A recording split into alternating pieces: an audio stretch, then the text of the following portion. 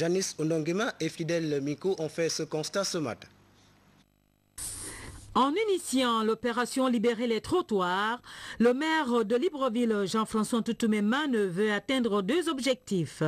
Primo, vider les trottoirs des commerçants ambulants anarchiques, premier producteur d'état d'immondices qui jonchent les rues de la capitale, abîmant ainsi le visage de Libreville. Et secondo, lutter contre les citoyens qui font dans l'incivisme notoire, deuxième producteur de poubelles publiques et à des endroits non autorisés.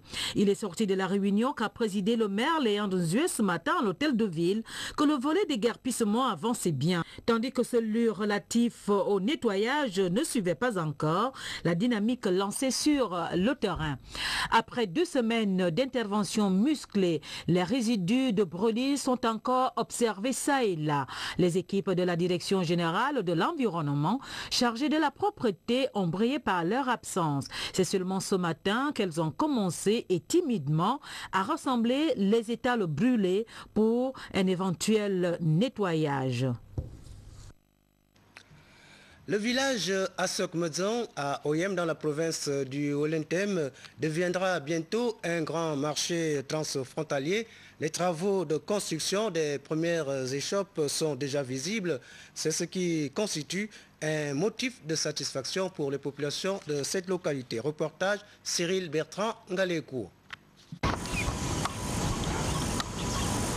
Cet espace situé dans le village Asok Medzong du canton qui est dans le Wolentem a été choisi pour abriter le mini-comice agro-silvopastoral qui sera en quelque sorte un carrefour de plusieurs axes de commerce internationaux, notamment des produits agroalimentaires et des produits de rente. La descente sur ce site du président Knop Gabon démontre la volonté des plus hautes autorités de notre pays de voir l'ouverture du marché transfrontalier du village Asok Medzong. Nous sommes venus aujourd'hui avec les femmes des associations regroupées, avec les notables du village, nettoyer le site qui doit recevoir ces personnes qui doivent arriver des autres pays d'Afrique centrale. J'ai cité le Cameroun, la Guinée équatoriale, le Gabon et le Congo aussi qui a déjà répondu présent. Ce motif d'intégration sous-régionale tant souhaité par les dirigeants des pays de la CEMAC trouve l'adhésion des populations. Nous sommes en choix parce que nous construisons un marché que tout le monde va participer. Un grand marché comme nous partons au mondial au Cameroun, c'est là que nous voulons faire aussi qu'il y a un marché entre la Guinée équatoriale et le Cameroun, le Gabon. Le futur marché transfrontalier d'Asok Medzong qui offrira plusieurs opportunités de commerce entre les différents pays de la sous-région s'ouvrira d'abord aux acteurs des secteurs des produits agroalimentaires et des technologies de transformation lors d'une cérémonie à caractère sous-régional et international du 15 au 18 septembre prochain à Asok Medzong. À quelques mois de l'organisation de la Coupe d'Afrique des Nations de football par le Gabon et la Guinée équatoriale, la société d'exploitation du Transgabonais renforce ses capacités de transport. Cetrag vient de réceptionner 2 locomotives, premier lot d'une acquisition de 6. Lolita Obono et Fidèle Miko étaient à Ovendo. Annoncé il y a quelques mois, la société d'exploitation du Transgabonais a reçu les 2 premières des 6 locomotives commandées. Une nouvelle acquisition qui rentre dans la prévision de la CAN 2012. Ces locomotives sont destinées à être, on va dire, les 2 premières parmi les 6 qui vont arriver de la nouvelle génération des matériels que la Cetrag a acquis pour déployer son plan de transport voyageurs et marchandises, mais également en prévision de la CAN pour avoir du matériel fiable, performant et répondre aux besoins de cet événement. Cet investissement estimé à plusieurs milliards de francs CFA s'inscrit dans le souci de répondre favorablement à la forte demande de la clientèle et pour assurer efficacement le transport ferroviaire pendant la CAN 2012. C'est du matériel neuf qui vient donc des États-Unis, fournisseur EMD, et ça représente un coût d'un peu plus de 2 milliards de francs CFA par machine, par locomotive. Pour l'entretien et la maintenance de ces nouveaux engins moteurs, des groupes de techniciens seront formés par des experts américains au centre de perfectionnement ferroviaire de Franceville. Et à partir du 26 septembre, nous avons toutes les équipes techniques du matériel roulant qui vont aller au centre de formation de Franceville sur l'une de ces motos-locomotives, se former également pour leur entretien, pour leur maintenance dans les mois prochains. Il s'agit d'un investissement impératif dans un contexte de forte demande du transport le plus collectif. 7e réunion sur la conservation des tortues marines au Gabon. Cette rencontre de Libreville visait à renforcer les mécanismes de protection des tortues l'ours qui font partie de l'écosystème marin. Les explications de Marie-Josée Ndombi et de Jean de Dieu Mamboundou. Les tortues luttes, ces créatures fascinantes qui parcourent le monde, nécessitent de la part des gouvernants, des scientifiques, voire des populations, une attention toute particulière, compte tenu des menaces dont elles font souvent l'objet. La présente réunion, la 7e du genre, a pour objectif de dynamiser le partenariat des acteurs impliqués dans la sauvegarde des tortues marines au Gabon. Nous intensifierons donc nos campagnes d'intégration et de sensibilisation des acteurs directement et indirectement impliqués dans la conservation des tortues marines, telles les institutions gouvernementales, les ONG, le secteur privé, les éducateurs, le grand public et surtout les nouvelles générations. Au regard des menaces aussi bien naturelles qu'anthropiques, la conjugaison des efforts s'impose, notamment à travers la recherche scientifique. La recherche scientifique gabonaise est utile et qu'elle participe activement à l'expression par des actions fortes de la valorisation de notre patrimoine biologique et écologique. Les tortues marines, nous le savons tous, constituent un des atouts essentiels de cette richesse écologique de notre pays. Partant des menaces qui pèsent sur ces tortues, le représentant de l'ANPM nous l'a dit tout à l'heure, notamment le braconnage des œufs, la pêche intentionnelle ou accidentelle et toutes les pollutions possibles, il n'y a d'autre action que le travail constant pour la préservation de ce patrimoine absolument utile. Rappelons que c'est depuis 2005 que la synergie des actions a été lancée dans le cadre des activités liées à la sauvegarde des tortues marines dans notre pays. Dans la province de Logoué-Ivindo, un monument dédié aux disparus de Boué pour service rendu à la patrie, c'est l'œuvre d'un partenariat entre la mairie de cette localité et l'association des jeunes. Sur les lieux, à Boué, Edgar Djemidoukaga et Victor Mundunga. Dans l'attente de se muer en pôle professionnel et universitaire avec la construction de l'école des métiers du bois et la délocalisation d'une partie de l'université, la ville de Boué veut garder son histoire en rendant un hommage aux braves fils péris pour l'honneur. Leur sera donc dédié ici en plein centre-ville un monument dont les travaux sont rendus possibles grâce à l'appui des cadres de la localité. Dans le Gabon, beaucoup de compatriotes ont perdu leur vie pour notre indépendance. Et c'est en mémoire de ces compatriotes que nous avons pensé utile d'ériger un monument en leur honneur. Et ce monument a été érigé au niveau de la mairie de Boué.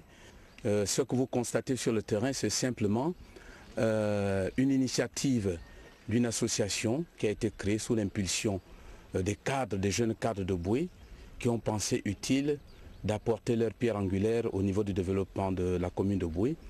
En marge de ces œuvres d'embellissement, la ville de Boué est toujours coupée de toute information en raison de la très longue absence des signaux de radio et de télévision.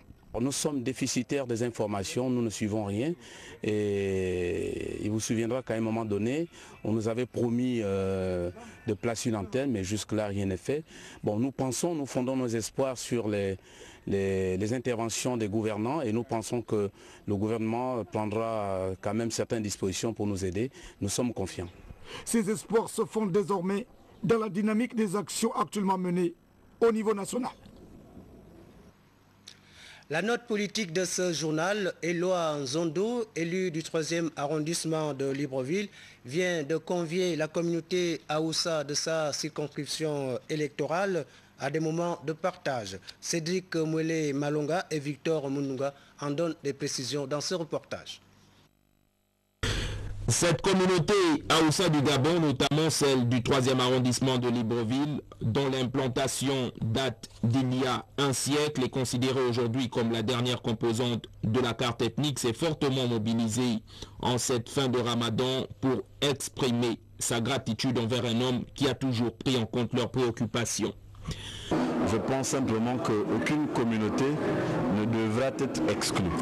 Et pour cela, nous pensions que dans le 3e arrondissement où j'exerce politiquement, nous avons pensé que choisir un jeune de la communauté Haoussa pour défendre, bien sûr avec moi, les couleurs du parti, serait très intéressant pour nous, pour que cette communauté ne se sente pas marginalisée.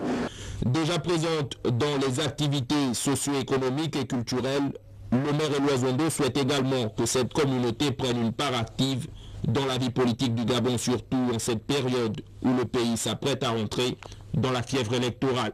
Je suis venu ici délivrer un message, demander la bénédiction et le soutien de la communauté Haoussa afin qu'on puisse confier le frère Djibril ici à notre formation politique pour que nous puissions aller nous battre dans les tout prochains jours aux différentes batailles électorales, c'est-à-dire les législatives.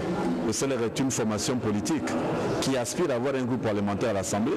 Donc nous comptons d'abord sur les 2 sièges de députés qu'il y a dans le 3e arrondissement, au 1er comme au 2e siège. Et nous allons positionner des challengers. J'ose croire que cette fois-ci, il n'y aura pas des arrangements ou des interprétations autres, parce que je pense que le président a besoin d'une majorité solide, une majorité qui peut aller à la conquête des électeurs, et nous sommes prêts au niveau du CELER pour conquérir les 2 sièges de députés dans le 3e arrondissement. Cette volonté du 3e adjoint au maire à œuvrer pour la promotion de la communauté Haoussa du Gabon se justifie encore ici par le choix de son tandem CLR appartenant à ce groupe ethnique pour les prochaines joutes électorales. Je suis un soldat, si on me demande d'aller au combat, j'irai. Si c'est lui qui ira au combat, il ira. Mais je crois qu'il n'y a pas de doute pour que nous soyons pas investis par le parti. À cheval entre le Gabon et l'étranger, présidentielle 2012 au Sénégal, la section gabonaise du PDS, le Parti démocratique sénégalais au pouvoir, se mobilise actuellement. Patrick Zorbokal et Jean de Dieu Mamboundou ont assisté à l'une des réunions organisées par ses animateurs à Libreville. Alors que le Sénégal est entré de plein pied dans la pré-campagne des présidentielles du mois de février 2012, la section gabonaise du PDS, parti au pouvoir à Dakar, donne déjà une indication de ce que pourrait être le ton de la bataille à venir, à savoir une lutte sans merci contre les alliés d'hier passés dans l'opposition et une défense acharnée du bilan de la décennie de pouvoir du candidat président Wade. Le président Abdoulaye Wade a incontestablement fait passer le Sénégal de l'archaïsme, du sous-développement à la modernité et à l'émergence. En 10 ans, et je parle sous le témoin de tous les Sénégalais,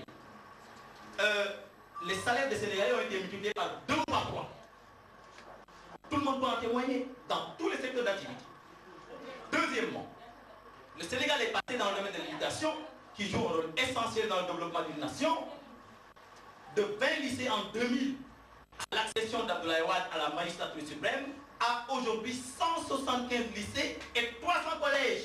La stratégie d'occupation du terrain qui s'articule autour d'une nouvelle feuille de route, plateforme synthèse fort élogieuse sur les perspectives, acquis et performances de la décennie de pouvoir PDS au Sénégal, document ayant fait l'objet d'un long exercice de pédagogie explicative lors de cette nouvelle retrouvaille du quartier Louis de Libreville entre base et animateurs de la section locale de l'Union des jeunes travailleurs libéraux, devrait, de l'avis même de ces animateurs, constituer le socle à partir duquel ils entendent préparer leur minutieuse opération de reconquête du champ politique local en vue d'assurer une victoire qu'ils prédisent dès le premier tour au président sortant.